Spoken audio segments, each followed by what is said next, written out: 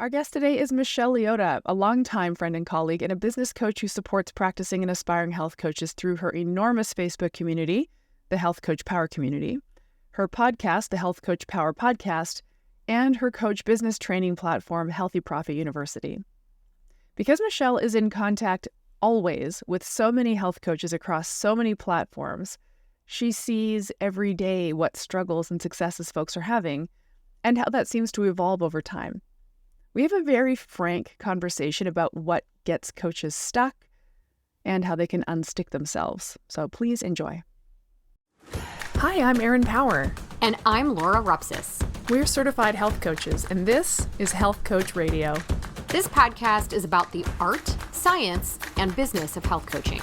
We share our insider tips to help you become a better coach and entrepreneur. And we interview expert guests to discover how they've made it in this growing field. It's time for health coaches to make an impact. It's time for Health Coach Radio. All right, Michelle Leotta is back. How are you today? I'm doing great. Thanks so much for having me back on the show, you guys.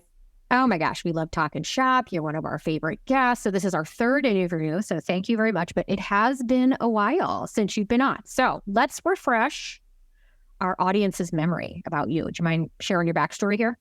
Yeah, sure. I became a certified health coach 14 years ago, which is mind-blowing. The industry has changed so much.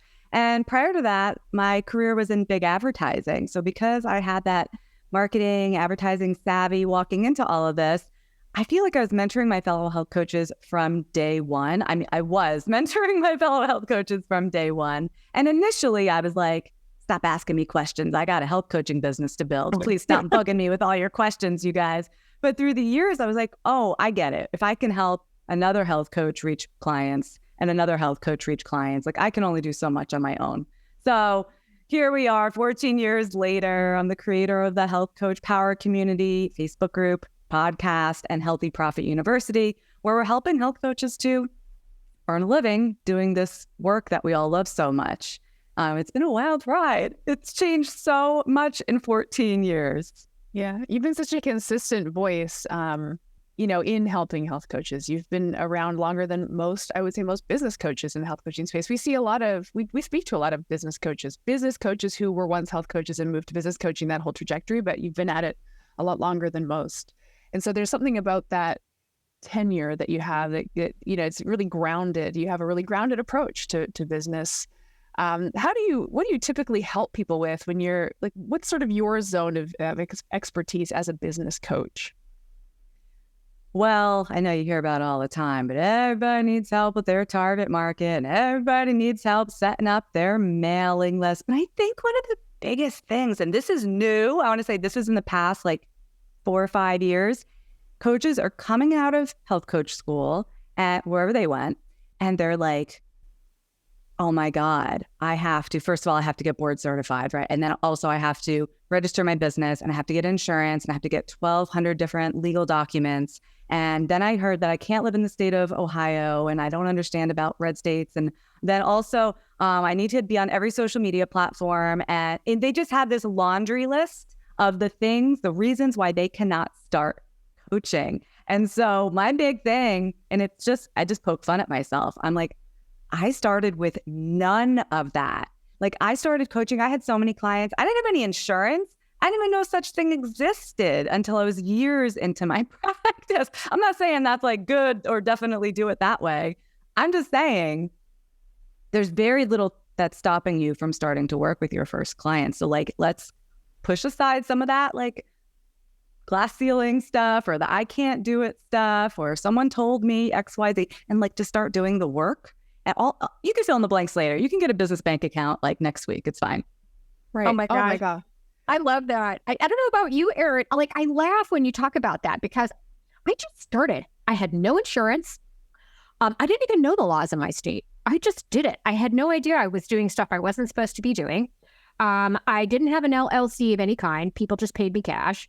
I just started. And then as I wandered down that path, I'd be like, oh, you mean what do you mean I can't give nutrition advice? What does that mean? And then I started to kind of unravel all this stuff. But it didn't stop me from starting. And maybe that was just because, again, this was like 10 years ago. It was still relatively new. There wasn't a whole lot out there that hit my radar. And now that the profession's matured, there's more about that out there. Go ahead, Erin. You look like you're wanting to comment. Well, I agree with what you're saying. Like, it's so true. We just started, but also we did, like, when I started, I thought, what is the absolute first thing I need to have in place if a client rings my bell tomorrow? And it certainly wasn't liability insurance. It certainly wasn't an LLC. It was like, I'm going to need an intake form. Whenever I'm training our students, it's like, if somebody signs up tomorrow, what do you actually need to have in place right now? Because, you can just stay one step ahead of them, but people do get into the weeds of the administrative work. We're seeing a lot more too now that you mention it. It's interesting how it's holding folks back from starting coaching. Yeah. And not just here in the U.S. I'm seeing that internationally too. There was a student of ours that he happens to be in Israel, and he hasn't started yet because he can't get insurance because of something within. And I'm like, look, first of all, you don't have to have health coach insurance. Just go and buy a broad umbrella like liability policy. If you open up an LLC to a certain degree, your personal stuff is insulated anyway. There's ways around that, but they're looking for this very specific like liability policy for health coaches that may not even exist. Right. And it's putting the cart right in front of the horse because you don't even have a client yet. So nobody's already going to be suing you if you don't have a client, right? Or at least.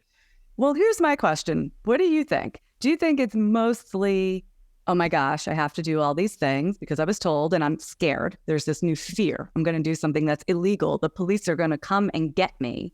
Or is it just a very convenient way to keep putting off doing the work because we're terrified of what if we're not good enough? What if we can't help anybody? Maybe a good dose of both. Yeah. Yeah, absolutely. So we're finding, look, at PHCI, we've developed a bunch of courses that are really all designed, I think, around trying to help quiet some of this. That's what our Master Coach course is really all about, even though it qualifies you to sit for the national board. I heard you mention that. Really, it just makes you a better coach. And the feedback we got from that course is how much more confidence they have to finally go out and hang their shingle. We've developed a bunch of like business development resources that people can use to just get started. Haven't had time to build your signature program? Here, buy this. Boom, you've got your program. Like now you have no excuses, right? So we've been trying to kind of check the box to just kind of help get people up and running, but there's still nothing that really solves that imposter syndrome, I'm afraid, until they just go out and do it, right? You just got to go out and do the thing so that you can see what it's like on the other side of that. It's like when you have kids and, when they're babies, they do that thing where they throw the baby in the pool and baby learns how to swim. Just like that. I didn't do that. And now, like last year, they were 8 and 11. And I was like, oh my God, they still can't swim. This is horrible. They would go to like pool parties with their friends. And I'd be like, oh my God, they have to wear a light vest and they're way too old for that.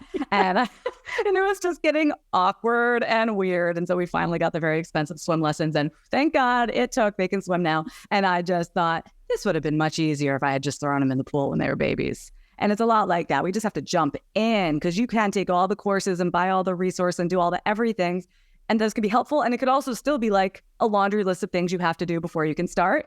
And so I love just throwing health coaches right into the pool, just finding them a client and being like, oh, looks like you got a session tomorrow. Right. It's so interesting how I always remark how the parallel between what health coaches need to go through and what health coaching clients need to go through. Right. So, one of the things we teach in our Master Coach course, I believe one of our greatest opportunities as health coaches is to help our clients identify specifically the barriers and then solve for the barriers. What's the barrier to solve for? So like you asked the question, Michelle, like, what is it? Is it fear of getting thrown in jail, or is it fear of getting started? It's fear. It's probably fear. That's probably the root emotion on the emotion wheel that we're probably targeting. So what are you afraid of? So question hypothetical to all health coaches listening, what are you afraid of? Just answer that question very pragmatically. I'm afraid that I don't know what I'm doing, or I'm afraid that I'm going to get thrown in jail. Start to like zero in on what the fear is. Okay, great. We've got the barrier. How can we solve for that barrier? What's the solution? Let's be solutions oriented here, basically. That's what it comes down to.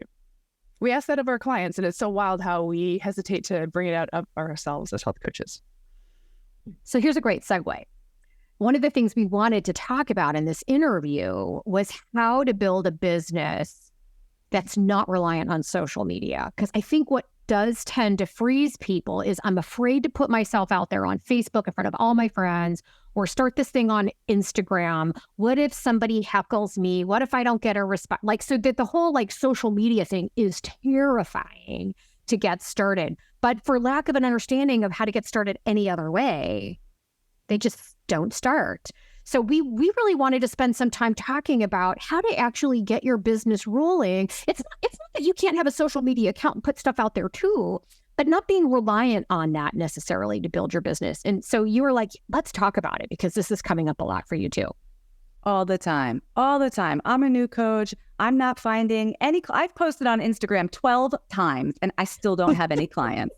This is the kind of thing that I'm hearing all the time. And I'm like, did you really use hashtags and you still don't have a roster full of clients? Like, guys, resetting expectations around social media. You know, I know a ton of successful health coaches, right? I've just been in this business a long time, and a few have really made their mark using social media. That's where they get all their leads from. That's where they're getting all their clients from. I mean, our very own Erin Powers has some very nice stuff up on social media all the time. I love it. But that's what you see the few. And then there are a whole bunch more, probably 90% of the health coaches out there that are successful and profitable. And that's not how they're doing it. That's not how their clients are coming to them. So why is it like the one and only thing that we can think of when it comes to marketing ourselves? I always remind everybody that there were businesses, like, I do date myself a little here, but I think I can gather that the two of you are with me on this. Do you remember the 80s? I do. Like, remember how there were businesses?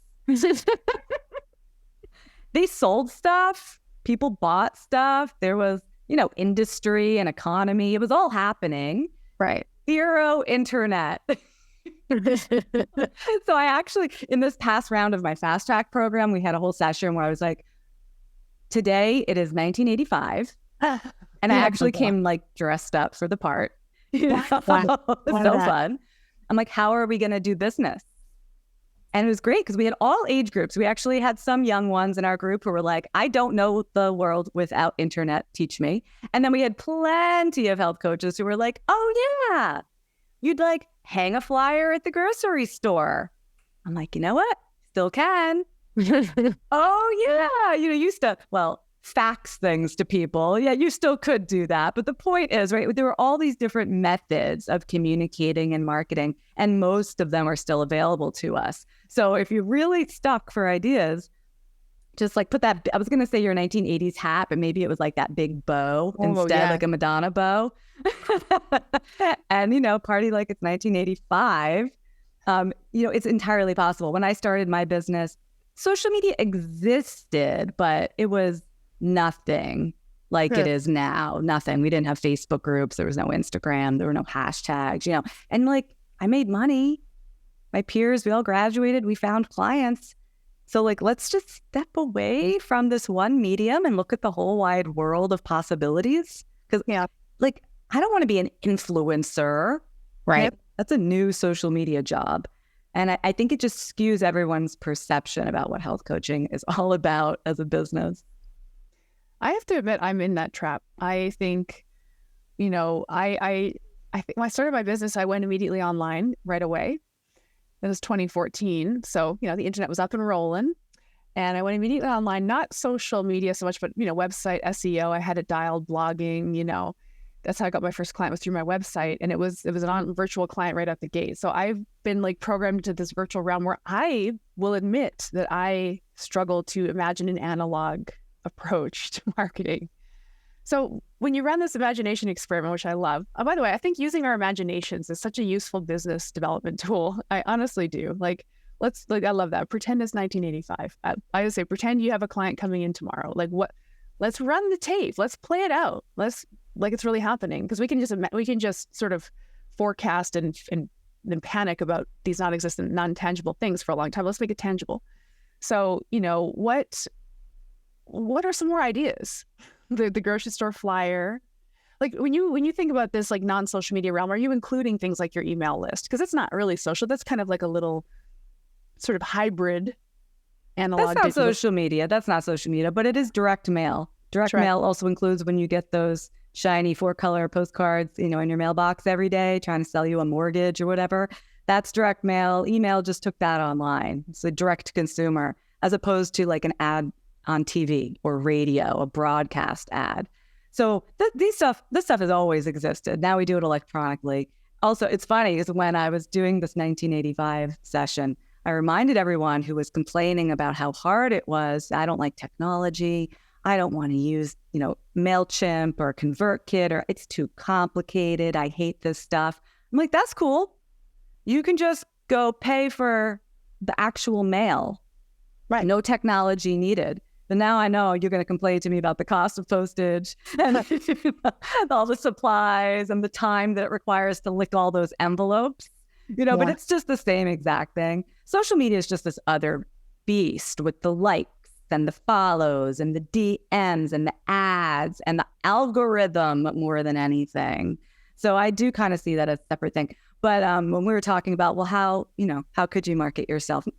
Not necessarily without the internet, maybe without the internet, but certainly without social media. One of the biggest things that came up was the idea of workshops. And that was certainly how I got started, just showing up in a public place. I lived in Boston at the time. So, I just walk up and down the street, going into gyms and yoga studios and making contacts and networking and taking a lot of classes, actually, because it's easier to set up a workshop in a space where they have seen you in the class.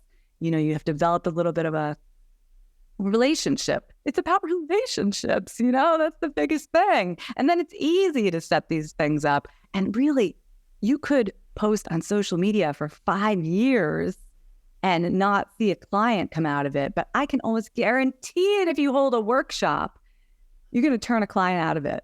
Like each time, a lot of my students, like they'll be doing classes, teaching for a community college or community center, holding a workshop in a yoga studio, a Pilates studio. It's very, very common for it to immediately provide a return in terms of signing clients. So that's like top of the list. Look, at the end of the day, you have to start talking about it to someone. Okay. So whether that's on social media or someone at the grocery store or the yoga or Pilates studio that you go to, or the moms group that you belong to, or a realtor that you know really well, someone that just thinking through your own, you have to start talking about this stuff so people start to connect you to this kind of topic and concept. And that the next thing Erin knows this already. She's probably sick and tired of listening to me, but I've literally picked up people at the grocery store. I've literally picked up people at the baseball game, on the soccer field, because I talk about this stuff all the time. I'm not preachy. I'm not like Bible thumping or anything, but it's clear that this is how I live my life. People ask a question. The only way you're going to get business is if you actually offer to help. Hey, would it be helpful if I actually showed you how? Oh, I have that recipe. The recipe is easy. Let me send it to you. What's your email address? Yes. Right? It's about talking about it to actual people and humans in one media or another, and building this sort of persona of a content expert in this little space. And I love the idea of doing talks. Chances are, if we believe this stuff and love this stuff, there's other people in our network that also do, that you can collaborate with and offer to do a workshop for. Yes. I love it's easy to talk about the things that you love. It's easy to talk about the stuff that you live and breathe, right? This is not hard. It doesn't require technology. The only thing that it does require, like you said, is partnering up with someone who has a space, who has an audience. Like, you can hold a workshop in your living room, maybe, you invite everyone that's still just like the 10 people And Laura, you're so right. Like, we have to start talking to other people. I hated this when I was starting my business, because I am an introvert through and through, but I was like, I have got to start talking to people somehow. So I remember standing at Whole Foods at, the wall of greens.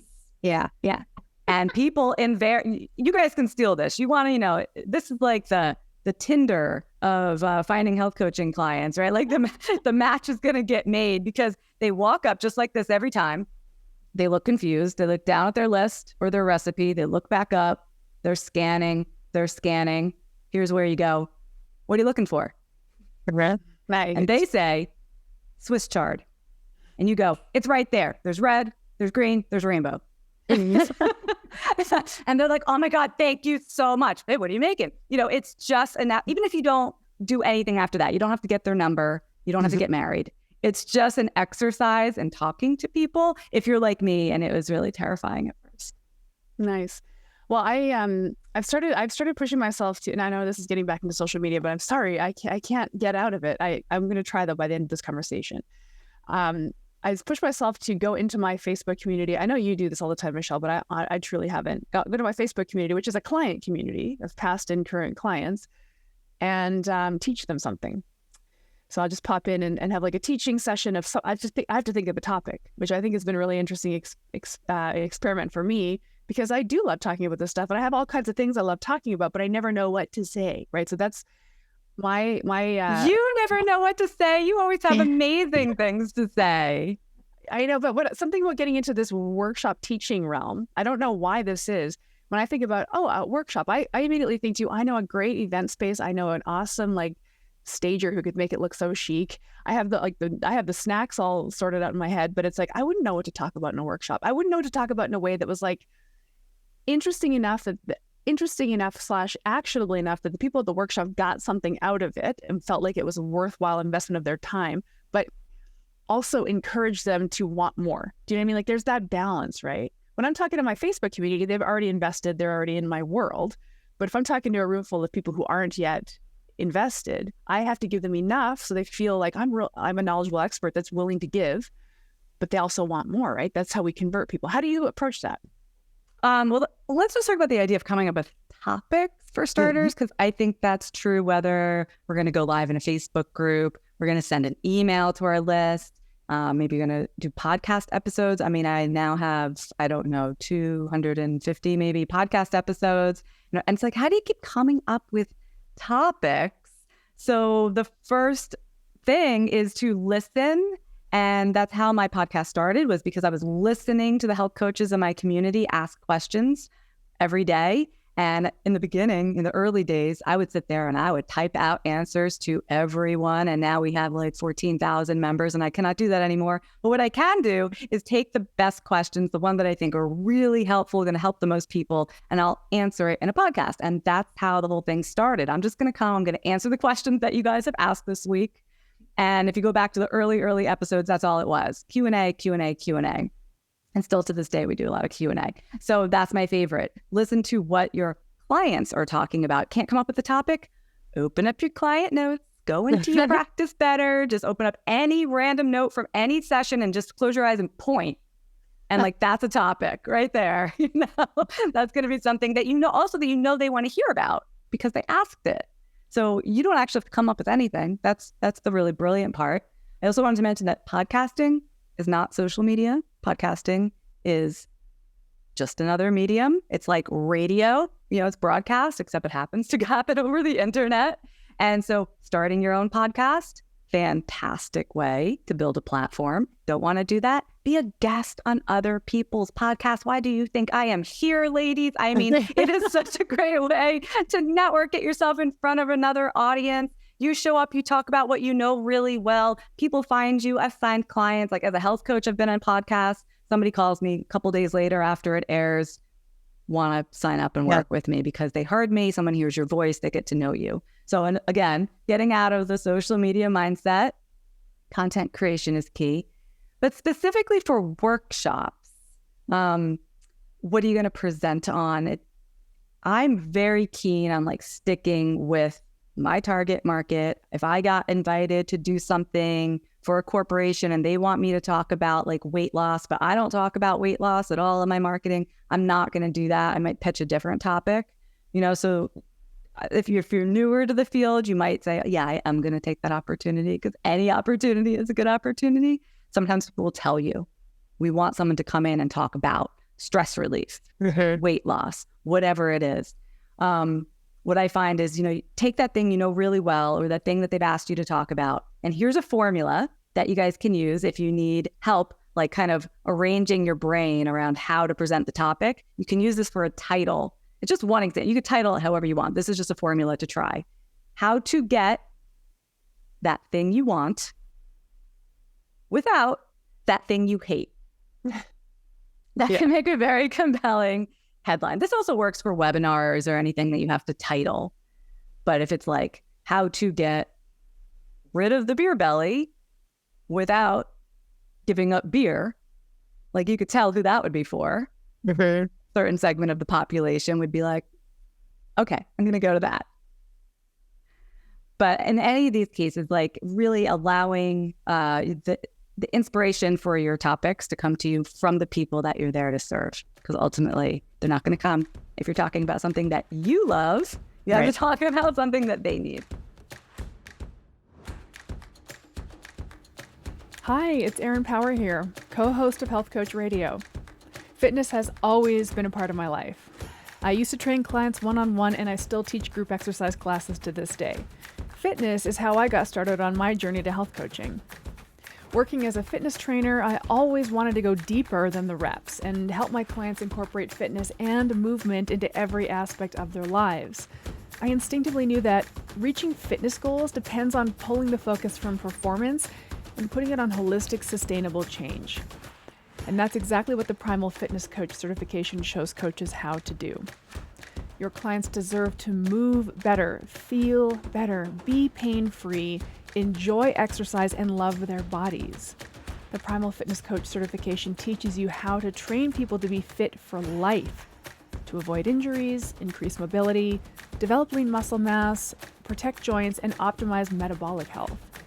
This well-rounded functional fitness certification covers best practices for daily movement, strength training and conditioning, HIIT exercises, sprinting, and more. It also includes practical hands-on coaching training and business development lessons to help you launch and grow a profitable fitness coaching business. Visit primalhealthcoach.com to learn more about the Primal Fitness Coach certification.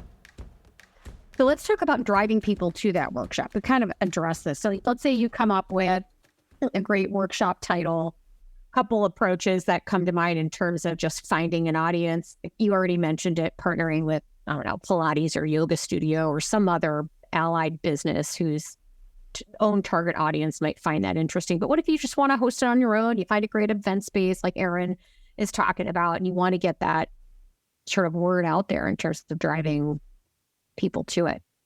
Any thoughts there on what you think works well? That is much harder. Like I would put like 90% of your efforts into that first option. Yeah. You're partnering with the gym. You're going to hold it in a space that routinely holds workshops or classes because they do the marketing for you. You come up, you bring your genius, but they do the part of getting the audience in front of you.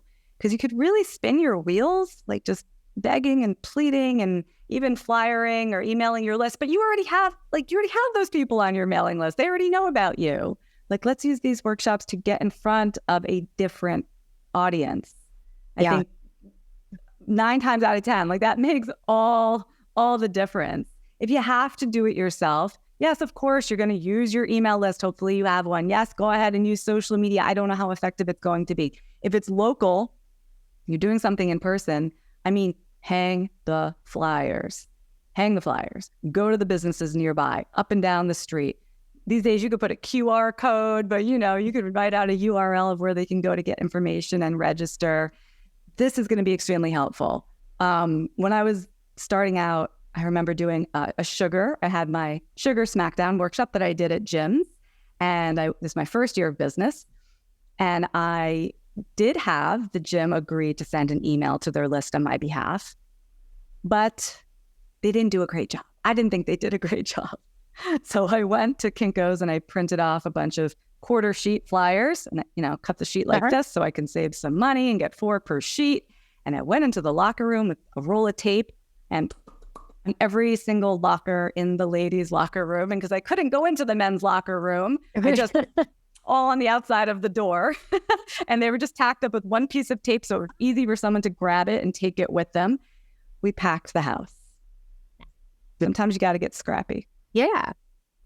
What's interesting too is sometimes thinking outside the box is helpful too. It doesn't necessarily have to be the obvious gym or health food store or yoga studio. I mean, I had my old business was finance.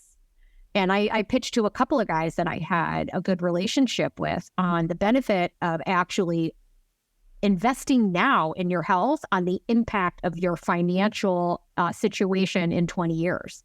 Because these guys do a lot of workshops and they do a lot of client satisfaction events again. And clients get sick and tired of listening about the economy or like a pitch about a variable annuity. And they want to hear something that's more, I guess, outside the box. I had a bunch of people that took me up on that, where we worked together to have a conversation with why their clients may want to consider investing in their health now to save money on the other long-term costs of the financial drain of healthcare costs as they get older. That was tremendously popular. So there are other professions and other industries that do a lot of that client nurturing that are looking for ideas and out of the box thinking that it doesn't necessarily have to do with their business. It's just another value add that they feel good about taking care. Insurance agents is another one. Real estate agents, people that constantly kind of nurture that client base to get more referrals are looking for ideas. And if someone is always talking about health and wellness, you're just more of that.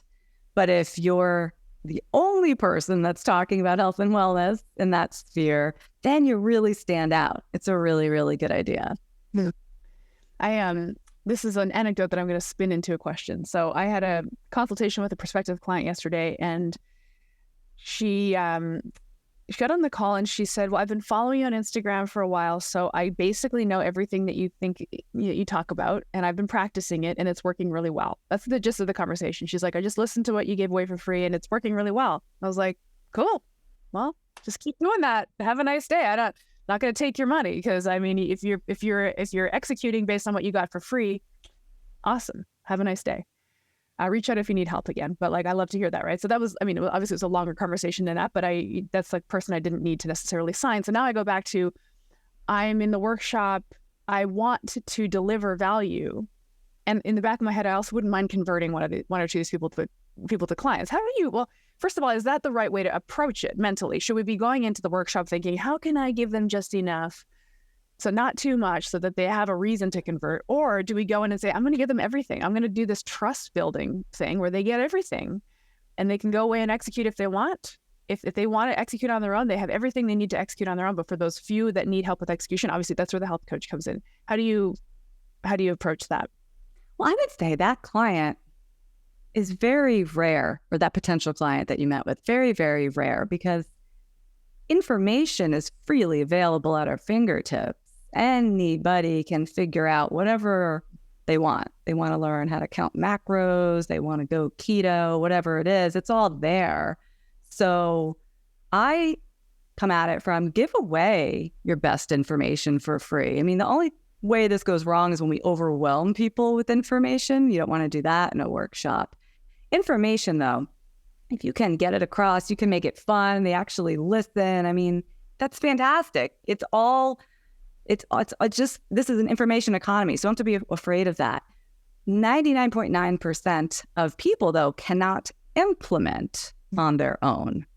They can think that's a good idea, what Erin said. Oh, I watched her reel. She said I should try this. Maybe they even try it once.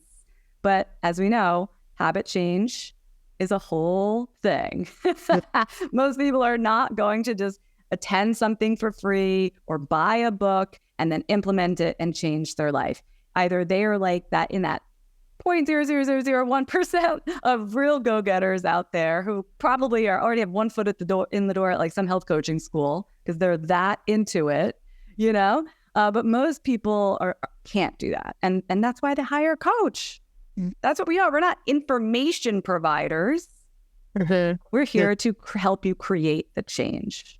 Yeah, no, that's awesome. She was a health coach, actually. Oh, there you go. That's hilarious. But yeah, so I like this because So I love this because as a health coach, what I really like our students to try to do is come up with some, and you do this too, Michelle, it's like your signature solution, your approach, your methodology, your thing that you're going to sell and be the expert in, right? So it's like, what are you the expert in? So first of all, a lot of coaches really struggle to, it's like, oh, I'm not an expert. I'm just brand new. It's like, no. Let's go. You're an expert in something. What is it? Right. So I have an expertise in one thing. It's the same thing that I sell all my clients into. I love talking about it. I'll talk about it till I collapse, basically. I would have such joy getting up on a stage in front of a room full of people, just giving it all away. And then I guess the idea is you want to mention, or how do you, I don't know, I'm trying to think what's the call to action at the end of this workshop? I don't know why I'm overthinking this, but it's like, go and do this. You got this. Any questions, email me. Here's my number. Here's whatever. And if you need help with implementation or practicing this in your real life, that's where I can help you as a health coach. Do we serve that up as the little nugget at the end? So when I started out, the advice I was given was to arrive at your workshop with a clipboard. The healthy snack. Yeah, and also a healthy snack. But a clipboard that had your schedule printed out with actual times that you are available. These days, it would be an iPad with your Calendly link or something like that. And at the end of the workshop, to pass around your clipboard, first of all, have people give an email address to sign up for your mailing list. And secondly, if they wanted to book a consultation with you, they could do so right then and there. And so people would, put their name next to a time. And so that's a more direct way of doing it. You can still do that these days where you offer a free consultation at the end of your workshop. I think that's one very straightforward way. I will say a lot of those resulted in no-shows. Yeah. They were excited on right then and there. It's so easy for them to book time on my calendar, too easy that they did it. And then I was sitting there waiting for them. Really annoying, really annoying. So I prefer to think about workshops primarily as list building events. Great. You go, your main goal is to get everyone on your mailing list. And I do have a way of doing that. I'll share with everybody in just a second. And then my thinking is, if I'm in touch with these people and I show them that I care after the fact, I follow up. If they have a question, if they have a personal concern, they want to ask about working with me, that they're going to feel comfortable doing so because I've created a relationship. Again, we'll say relationship a couple of times in this episode. I've created a relationship with them. Plus, then they're going to be on my mailing list from now until they unsubscribe. And in that time, there's going to be other offers being made. So it really speaks to the value of email marketing. Yeah. So the way that I structure my workshops is to put together, fabulous presentation, give a lot of value, and there's always something that you could be giving that is supplemental, really important supplemental information. So when I was doing my Sugar Smackdown workshop, I would say, we have to, reading labels, we'd have some sort of label reading activity in the room. Everyone would go, oh my God, I had no idea there was sugar in that. And I would say, oh, sugar actually goes by however many names I thought it was at the time, 40 different names. I have a list. Of all the names that sugar goes by. You want me to email it to you? I'll email it to you guys after the session. Just put your name on this sheet. Because if you say, sign up for my mailing list, especially these days, people are like, no, thank you. Please, no, never mail me ever. But if you're like, I just told you why something was really important, you can see its practical application, and now I'm offering to give it to you for free. That's a perfect way to get email addresses and make sure they open up that email. So I think the first time that happened, it was by like a happy little accident because I really didn't have the thing that someone was asking about. But afterwards, I was like, oh, I'm going to structure my workshops. So there's a carrot dangling over here. and it gives them a reason to continue the conversation. So then you send that PDF or that link or whatever it is, along with anything else that you want to follow up with. You could even do it. This is baller move right here. Do it individually. If you had 15 people in the room, you can send 15 emails. If you're presenting to 1,000, okay, I give you a pass. You can send out a mass email. But if you had a reasonably small size workshop, email each person. Comment on something they said. Send them something else that they could benefit from because you had a conversation. It's a relationship.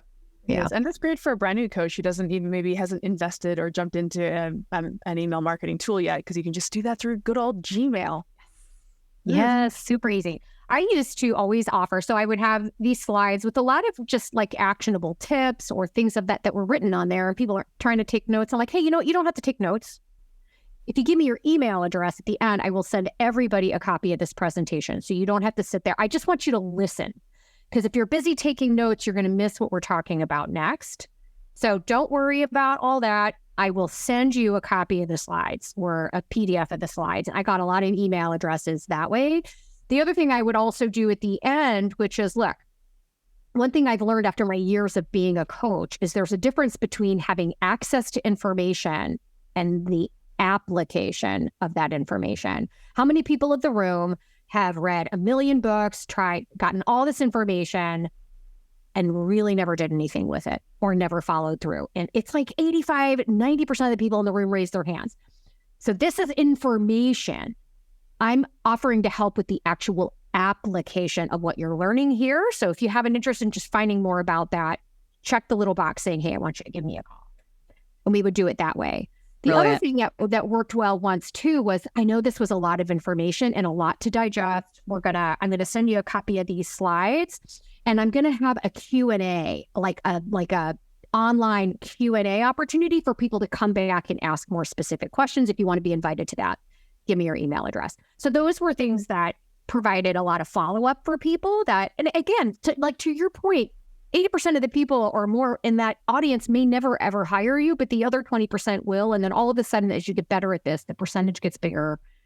More and more people, qualified people, actually come to your workshops because someone else told them how valuable it was and brought a friend to your next one or whatever. Those are all fantastic ideas. I mean, I think I would have peed my pants at my first workshop if I had to say anything with the confidence that you just spoke, like, I can help you implement this. I would have felt like, what, who, me? I can help you implement this. It would have come out like with a rising inflection at the end, like a question mark. So fine, you're new to this. It's scary. Just go in there, just meet some people. That's it. You don't have to put a lot of pressure on it, but you will gain the confidence. If I walked into any room today, I could be like, I can help you with this. I can help you implement these changes. Raise your hand if you need help. And I would be comfortable doing that because I've been doing this for a while, but I think anywhere on that spectrum, it's going to be beneficial. It's not going to be a flop. Even if you do a workshop or speaking engagement, you get 0 clients, you don't even get that many names for your mailing list. It is still an amazing thing. People will remember you in this day and age when we only see each other from, the chest up on Zoom. We only know what we look like from the front view, which, by the way, profile, right? Like, when I meet people in person. Yeah, exactly. But when you see someone in person, it's a whole different level of connection, and it's worth it. It's worth it every single time. Mm-hmm. It's this idea of putting in the reps, right? And there's, I get it. I get it that feels unsexy. It feels unproductive to host a workshop and get nothing out of it. Nobody showed up. 1 person showed up. 3 people showed up. But these reps count. And so I think this can probably transition us to a topic that we were kind of hinting at getting at eventually, which is the urgency to scale, the urgency to grow. Love urgency. I love urgency. I love an urgent, vibe. I love a productive. Productive is the word I like to use. I love a productive energy. And I go back to using a client example again. Our clients want the outcome and hate the process. So our job is to get them to really get involved in the process so they can achieve outcomes. But we, health coaches, we struggle. We want the outcome. We want the 6-figure income. Income. Look at that. The income is the outcome. I just love that you brought that around to, hey, you host a workshop. Maybe you're not amazing. Maybe you're not a good speaker yet. Maybe nobody signed up for your list yet. Maybe nobody enrolled yet. Not to overly pep talk our listeners here with the yet language, but these reps count. So why don't we talk about how a business actually grows? Like, how does a business in any industry, in any category actually grow? Because if we're all waiting for our viral moment, and like, Michelle, you evoked my Instagram feed. I had a moment a couple weeks ago where I posted this reel and it popped off. And in 15 minutes, I had 33,000 views. And in 20 minutes, I had 6,000 views. And then Instagram throttled it back. Nobody ever saw it again for that. I was like, this is my viral moment. I'm finally going to make it. You're not. Stop waiting for the algorithm to serve you up a golden egg. These viral moments aren't happening. We have to put in these reps. So why don't we start the conversation around how businesses grow in any category? Yeah. What do you see in your community, Michelle? Oh boy. Listen, I know what it's like to have to make money, right? Yeah. I am now a single mother. I got a mortgage. Like, I get it. If I was starting my business today, if I was leaving advertising today to become a health coach, let me tell you something. I'd be freelancing and advertising on the side. Yeah. I would be taking a part-time job at wherever. I never want any health coach to be financially strapped, because when you feel desperate. When you're desperate, you say things and you do things that are so clearly full of desperation to the client. They don't want to sign up with you. It's all the wrong energy. Please, please, please, please, please work with me. Oh, I'll discount my prices. Oh, it's terrible. It doesn't work for anyone, not in service of them or you. Listen, guys, it takes time to build a business. It takes time. And when I was first starting out, I heard this and I was so glad that I heard it, because it really set my expectations that in any industry across the board, when it comes to small businesses, you can expect to lose money for at least 3 years. Not if you're doing poorly, not if you have bad luck, just because that's what it takes. You have to invest in your business. Now, let's say we have a brick and mortar type business and we have rent. We have to pay the electric bill and the water bill. We have employees that we have to pay. We have inventory, maybe hundreds and thousands, maybe millions of dollars in inventory if you want to start a shop of some kind. That's just money that you are putting out. And it's going to take a couple years before you're actually even just breaking even. That is the reality of starting any new business across any industry. Now, what we have to our advantage in health coaching is we don't have inventory. It's so good. We don't need to pay rent, right? We don't need to pay. All you need is like a phone and like a notepad, That's all you really need to get started.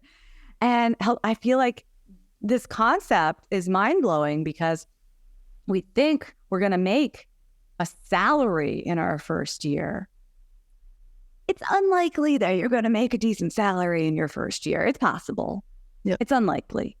Yep. It's going to take some time. So I want you to be careful with the money you're spending.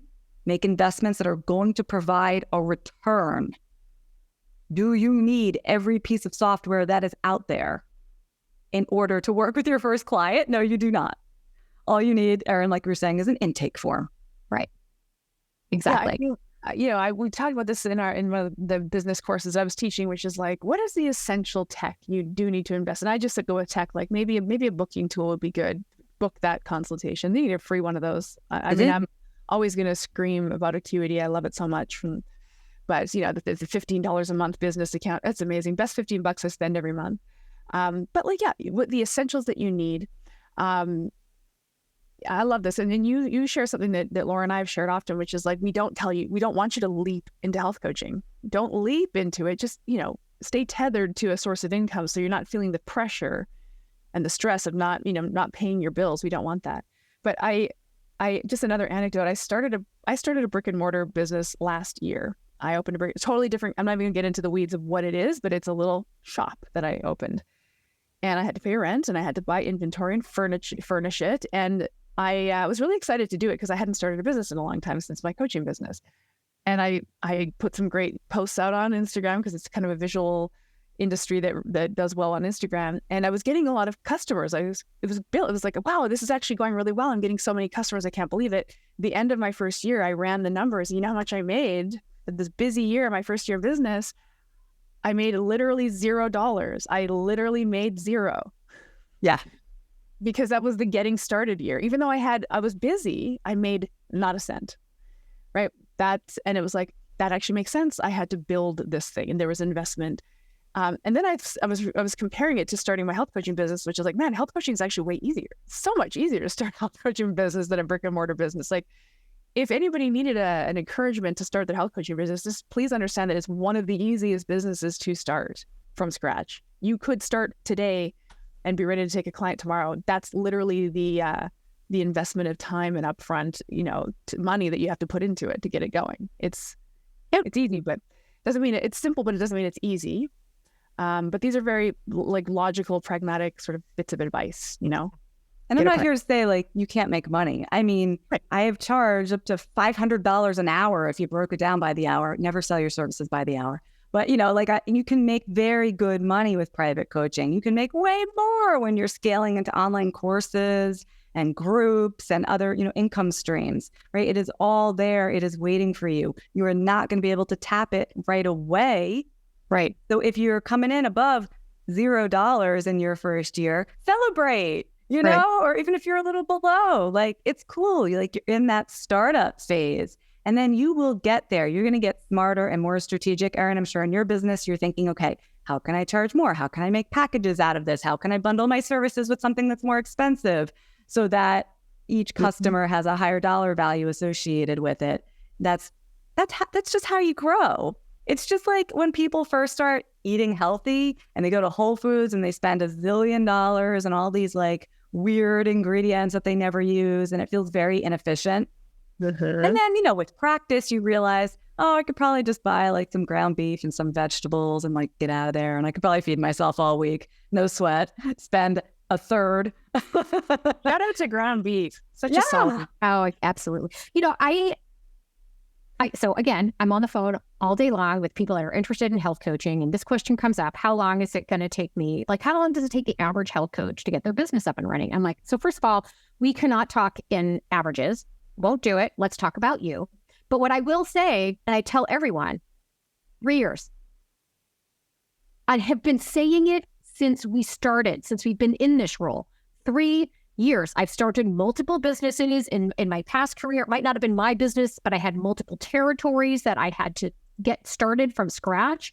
It takes 3 years for you to go from zero, I got nothing, to I have a viable business, at least, right? Depending on your structure. And I have yet to see an industry and a profession that has the return on investment that this industry has, bar none. The average health coaching course, depending on the school that you go to, and if you signed up with some discount or whatever, maybe you're paying $5,000 in tuition.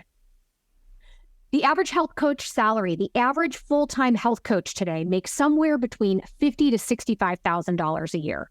That's average these days. You want to know what it was 5 years ago? It was $35,000. It's now $50,000 to $65,000. That's average. Is that meaningful? There are people making millions. There's people making zero, right? So this is kind of average. But today we were talking about trying to get away from the 6-figure benchmark. The reason we're at that stage is because this profession has matured over 10 years. And there are many people now making 6 figures. But something Erin says all the time is, let's get 3 figures first. Let's get 4 figures first. Then we'll get to 5 figures. Then we'll get to 6 figures. But the return on investment in terms of money spent to get this up and running, I have yet to find an industry that touches it, period. And it's one of the most rewarding I can think of. I'm off my soapbox. No, you're right. I remember thinking, should I go back? This was when I was working in advertising. And I knew I wanted to get into nutrition. And my brain immediately went to, well, I have to go back and get a master's in nutrition. And what's that going to cost me? And oh my God, I don't even have the prerequisites. So I'd have to go back to undergrad. And I mean, hundreds and hundreds of thousands of dollars later, and the student loans that come with that, versus couple $1,000s for a certificate that there is no ceiling to what you can earn in this industry. I always repeat this because there's no HR department that's like, nope, sorry, we don't have your position earmarked for making anything more than what you're making now.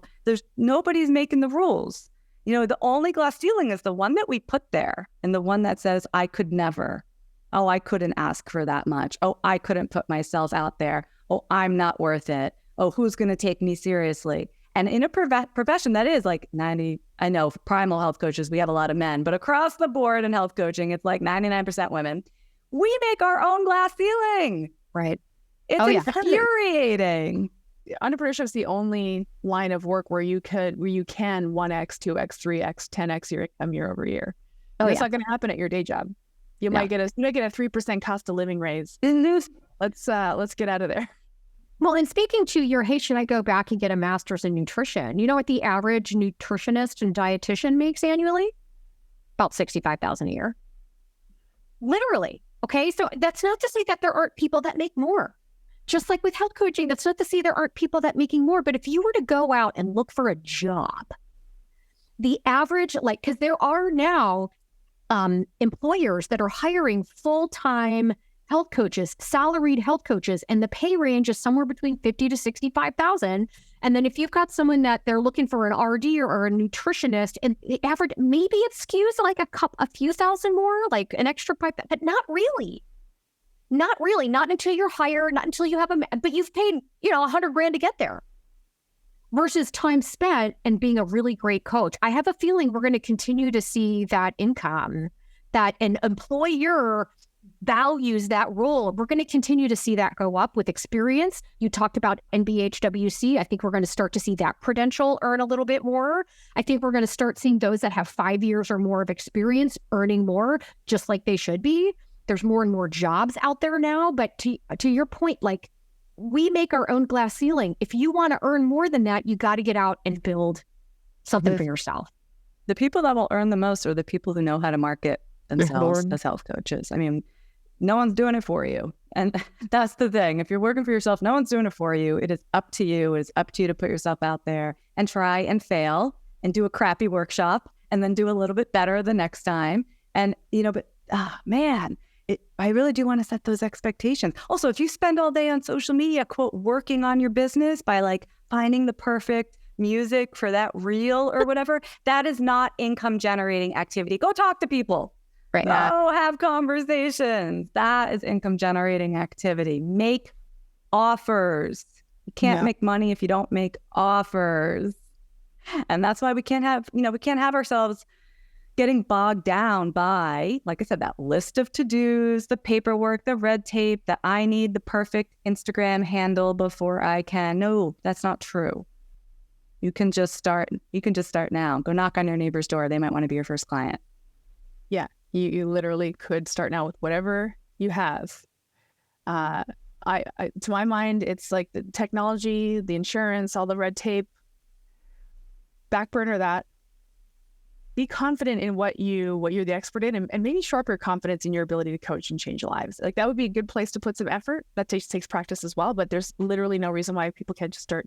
Why you can't just start today, immediately. I mean, just take it from a few industry vets who just did it. Who just did it without insurance and had no idea. Yeah.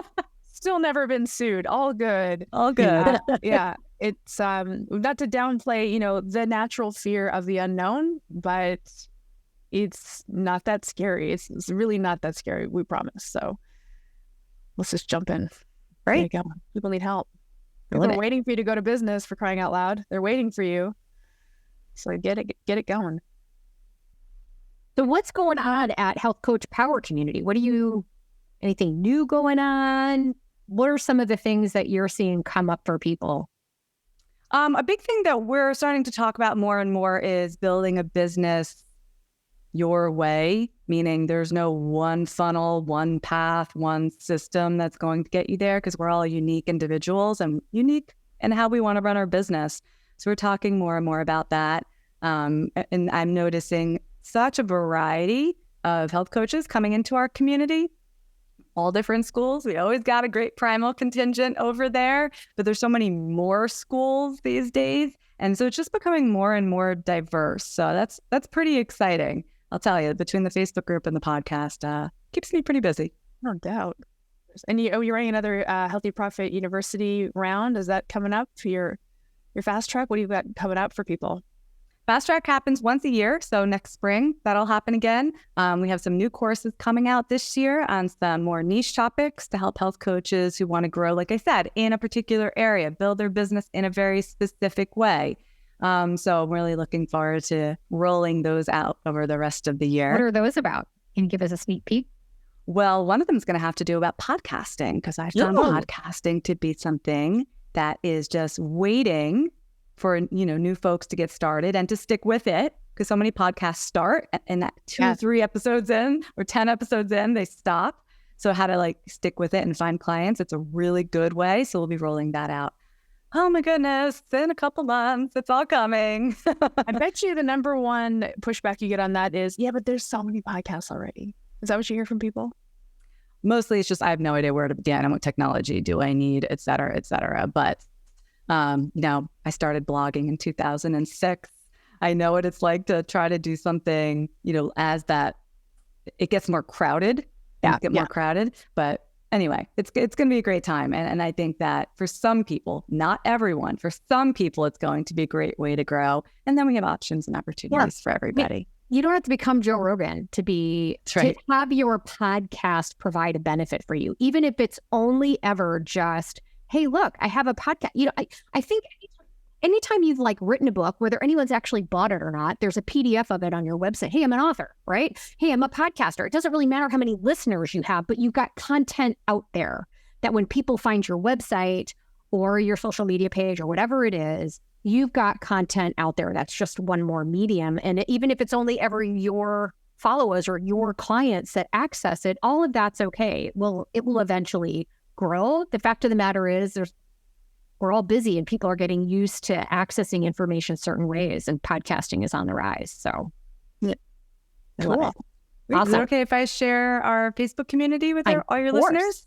Share it all. Share it all. It's a great place just to come and learn from your fellow coaches, get some access to me, and of course, hear about these opportunities as they're coming up. So the Health Coach Power Community Facebook group is at healthcoachpowercommunity.com. How's that for easy? healthcoachpowercommunity.com. And of course, you can learn more about me at healthcoachpower.com. Okay, amazing. What a wonderful conversation. I love it. It just clear, simple, great, smart, actionable, get to business advice. And honestly, folks, just start. Yeah. Just start. My favorite part of conversations with you is just, it's just simple. It's not simple. It just breaks everything down to, at the end of the day, you need to be having conversations that actually drive revenue and build business and focus on that and don't overcomplicate it. So thank you, healthcoachpowercommunity.com. Thank you. Thanks, Michelle. This podcast was brought to you by Primal Health Coach Institute. To learn more about how to become a successful health coach, get in touch with us by visiting primalhealthcoach.com/call. Or if you're already a successful health coach, practitioner, influencer, or thought leader with a thriving business and an interesting story, we'd love to hear from you. Connect with us at hello@primalhealthcoach.com and let us know why we need to interview you for Health Coach Radio. Thanks for listening.